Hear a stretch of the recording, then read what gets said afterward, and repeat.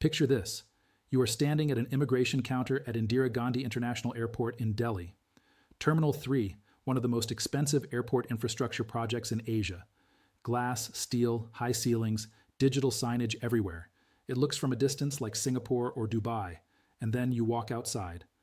50 meters from the terminal exit, you find a stretch of pavement cracked open like old bread, a drainage ditch half filled with stagnant water, 3 men burning plastic waste in an open pile, and a wall that was painted for some government scheme 2 years ago, already peeling down to bare concrete.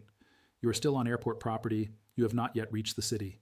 And something that has been true about India for decades announces itself within the first 5 minutes of arrival. A gap so wide, so stubborn, so consistently ignored in the country's own national conversation that it has become the most expensive, unaddressed problem in one of the fastest growing economies on earth. That gap is the distance between India's ambition and India's civic reality.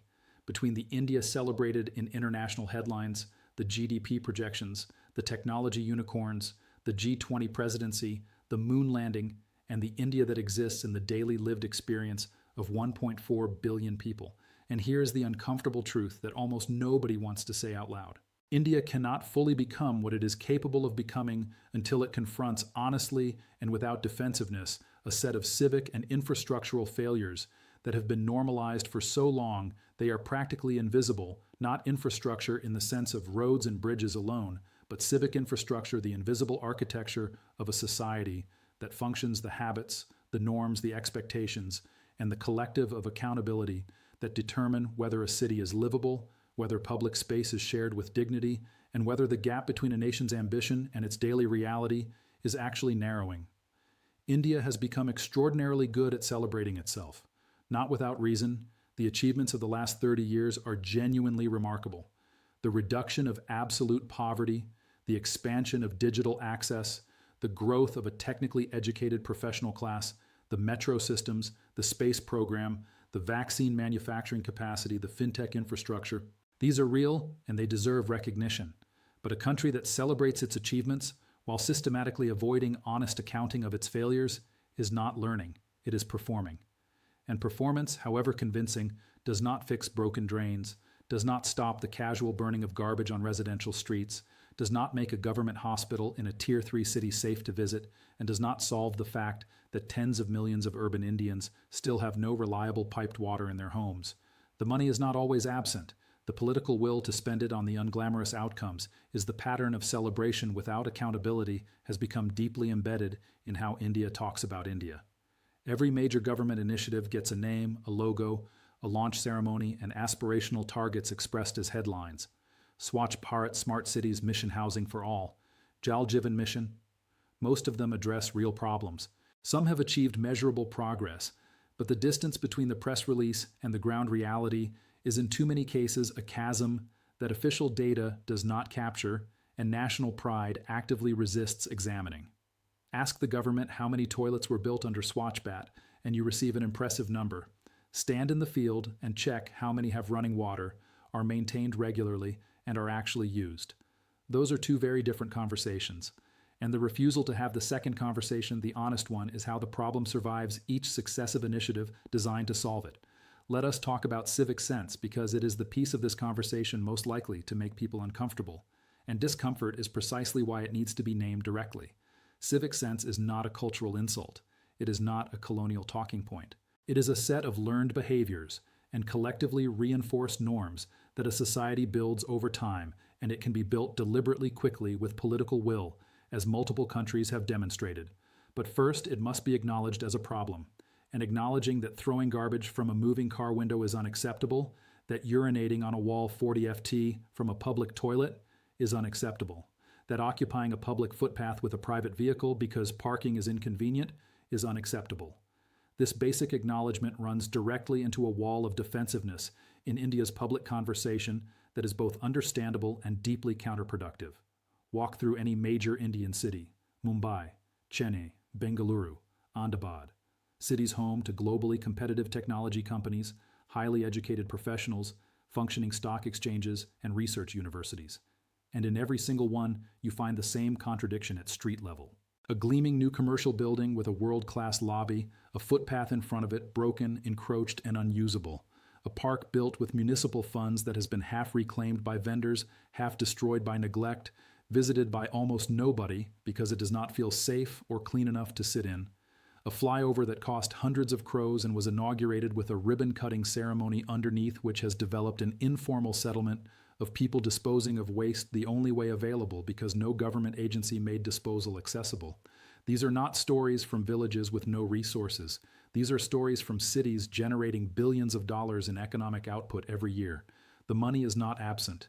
The political prioritization of the right outcomes is India's infrastructure story is one of the most genuinely complicated narratives in global development, because the headline numbers and the ground-level experience are so dramatically different that both can seem true simultaneously and yet paint completely opposite pictures.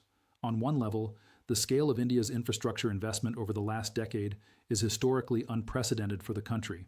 Highway construction rates reached 40 kilometers per day in recent years. The metro rail network expanded from covering 2 cities in 2010 to covering over 20 by 2024. India's renewable energy capacity has grown faster than almost any comparable economy. Airports have been modernized. Digital connectivity has reached villages that 30 years ago had no electricity. Port capacity has expanded. These are not fabricated statistics designed to support a political narrative. They are measurable outputs of real investment. And yet a truck carrying goods from Mumbai to Delhi still takes longer than it did in the United States in 1980. Not because the roads no longer exist, but because of toll friction, bureaucratic delays at state borders that logistics reform has still not fully eliminated, informal payments at checkpoints that persist widely, and a road network that is modern on its spine, but often disintegrates within 5 kilometers of its main line into something that qualifies more as a suggestion than infrastructure. Indian manufacturing competitiveness is held back, not just by the cost of capital or labor law complexity. It is held back by the cost of logistics, which remains among the highest in the world as a percentage of GDP. Estimates consistently place India's logistics cost at 14 to 16% of GDP. The global average for comparable economies is 8 to 10%. That gap translates into one unavoidable reality. Every product made in India, every piece of food moved from farm to market, every component shipped from factory to assembly line costs more than it should. The infrastructure exists. The integration of that infrastructure into a frictionless system does not. Water is the infrastructure story India finds hardest to tell because it is where the distance between official claims and lived reality is most stark, and where the consequences are most directly measured in human suffering. India officially crossed the milestone of providing piped water connections to rural households under the Jal Jeevan mission. The numbers are cited frequently and proudly. What they do not always capture is the difference between a connection and a supply. Having a pipe connected to your house is not the same as having water in that pipe at predictable times in adequate quantity.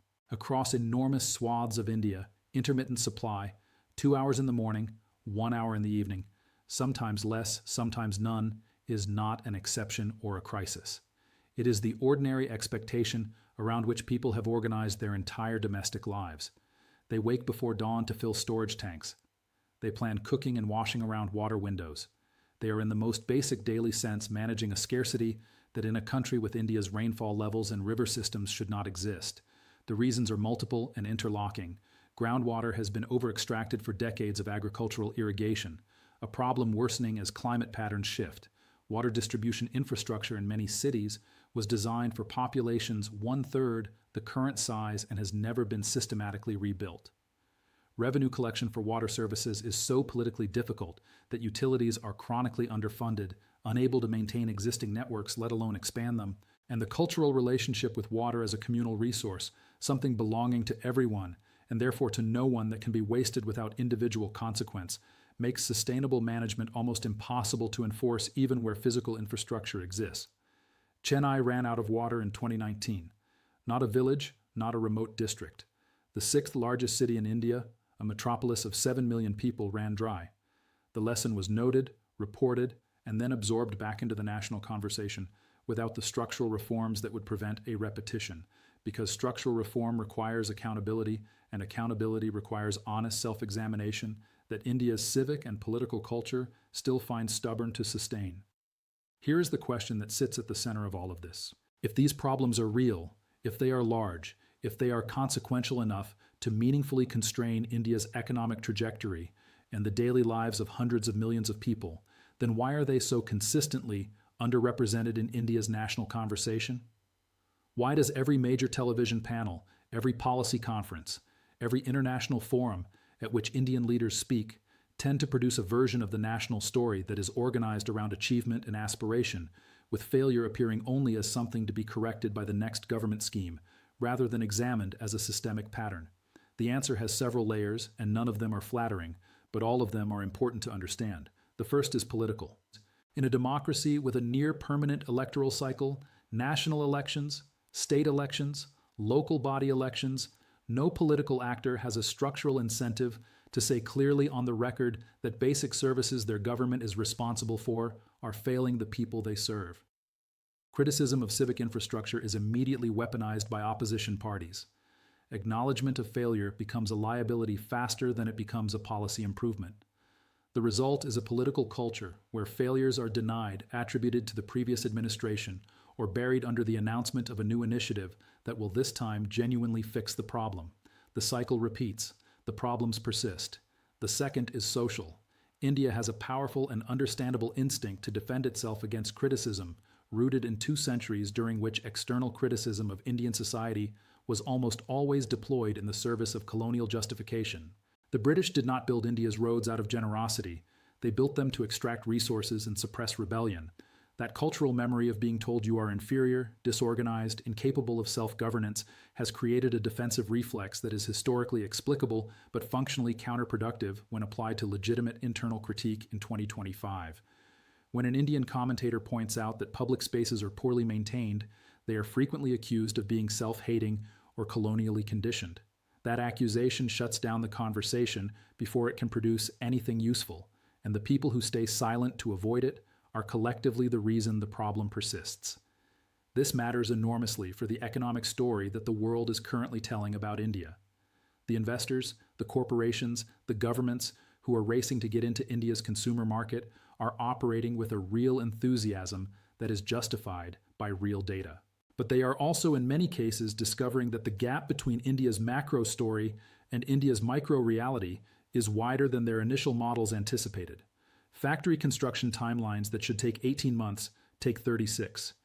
Not because of corruption alone, though that remains a real variable, but because land acquisition, environmental clearances, water access permits, and connection to reliable power infrastructure each carry their own unpredictable delays in a system where accountability for those delays is genuinely diffuse. A global manufacturer committing to India as a China plus one alternative is not just making a bet on labor costs and market access. They are making a bet on whether the supporting infrastructure, the civic functioning, the institutional reliability will be sufficient to make the investment work at the scale and timeline they need. Some of them will be right, some will not. And the difference will hinge more than any single factor on whether India can close the gap between the quality of its headline infrastructure announcements and the quality of its on-the-ground institutional delivery. The highway exists. Does the drainage alongside it work? The industrial park has been announced. Is the power supply stable enough to run a facility 24 hours a day? The port has been expanded. Can a truck reach it without losing a day to traffic generated by encroachments no local government has had the political courage to clear? These are not impossible problems. They do not require India to become Singapore overnight. They require a sustained, honest commitment to civic unglamour, the enforcement of small rules, the maintenance of existing assets, and the cultural shift that treats public space as shared property deserving of collective respect. None of this is permanent. That is the point that needs to be made as clearly as the critique. Because a conversation that only identifies failure without identifying the path out of it is not a useful conversation. It is just a complaint. The countries that have made this transition, that have moved from a civic culture of tolerance for shared space degradation to one of genuinely enforced public standards, have done so not through some cultural awakening or philosophical shift, but through 3 very concrete mechanisms, clear rules consistently enforced. Physical infrastructure that makes the desired behavior the path of least resistance, and political leadership that treats civic quality not as a soft social issue, but as a hard economic prerequisite. Singapore in 1965 was not a naturally civic society. It was a developing city-state with significant poverty, inadequate sanitation, and public spaces that bore no resemblance to what exists today. What changed it was not the character of its people. It was the decision of its government to treat civic standards as non-negotiable, to fund and maintain the physical infrastructure that supported those standards, and to enforce rules without the favoritism that makes rules meaningless. Japan's public cleanliness is not ancient cultural tradition. Post-Meiji Japan had real sanitation problems. What changed was deliberate government-led normalization of civic responsibility embedded over decades into education and public expectation until it became the default rather than the exception. South Korea made comparable transitions in compressed time frames. None of these are distant civilizations with no relevance to India. They are recent case studies from countries that faced versions of the same challenge and solved it with political will, sustained investment, and the honesty to tell their own citizens that the current standard was unacceptable. Here is the reframe this conversation needs, and where the discomfort gives way to something more useful than defensiveness or despair. Pointing out India's civic failures is not anti-national. It is the most national thing a person can do, because it takes India's potential seriously enough to refuse to let it be squandered by normalized dysfunction. The real anti-national act is the comfortable pretense that everything is broadly fine, that the next government scheme will fix it, and that the person raising uncomfortable questions is the problem rather than the conditions that made those questions necessary. A country that cannot criticize itself cannot improve itself. A country that mistakes self-congratulation for self-confidence will keep discovering in its airports and hospitals and water pipelines the gap between what it announced and what it actually built. India has shown repeatedly and in multiple domains that it is capable of solving enormous problems at scale when it decides to take them seriously.